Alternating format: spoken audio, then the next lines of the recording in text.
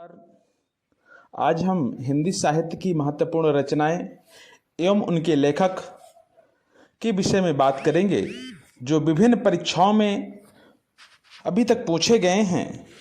और विभिन्न परीक्षाओं में प्रश्न तो पूछे ही गए हैं, इसके साथ ही ये ऐसे कुछ महत्वपूर्ण प्रश्न हैं जो सामान्य हिंदी की विषय वस्तु के अंतर्गत इससे बाहर कुछ भी नहीं आ सकता है। अगर प्रश्न का लेवल कितना भी कठिन बनाया जाए, हर हाल पे यहाँ से आपको प्रश्न मिल जाएंगे। जैसे जैसे मैं बोलता जाऊँ, अगर इनका आंसर आपको पता है तो कमेंट बॉक्स में ज़रूर लिखिए कि इसका आंसर ये होगा, और ये स्कोर ज़रूर बताइए कि मेरे इतने प्रश्नों का आंसर सही है।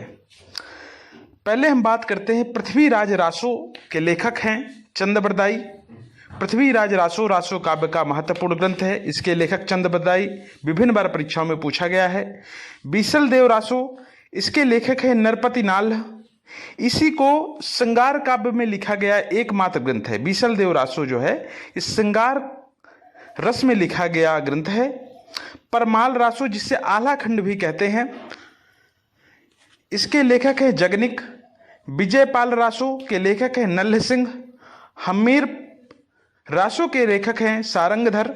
खुमार रासो के लेखक हैं दलपति विजय। भारतेश्वर बाहुबली रास के रचयिता सालभद्र सूरी, विभिन्न बार परीक्षाओं में पूछा गया है।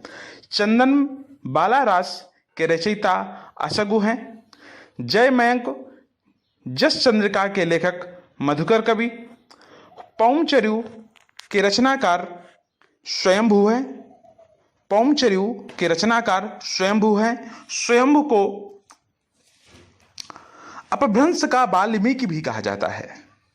पाहुड़ दोहा के रचनाकार राम सिंह हैं। संदेश रासक कृति के लेखक अब्दुल रहमान हैं। भविष्यत कहा कृति के लेखक धनपाल हैं। बीजक कबीरदास जी की रचना है। एकमात्र रचना बीजक जो कि कबीरदास जी द्वारा रचित है। इसके 3 भाग साखी शब्द रमैनी हो जाते हैं। कबीरदास जी को विभिन्न विद्वानों ने भिन्न भिन्न नाम से अभिहित किया। किसी ने इनकी भाषा को साधुकड़ी कहा, तो किसी ने पंचमेल खिचड़ी कहा, तो किसी ने भाषा का डिटेक्टर, जैसा कि भाषा का डिटेक्टर हजारी प्रसाद द्विवेदी कहते हैं। चंदायन के रचनाकार मुल्ला दाऊद हैं। मृगावती के रचयिता कुतुबन हैं।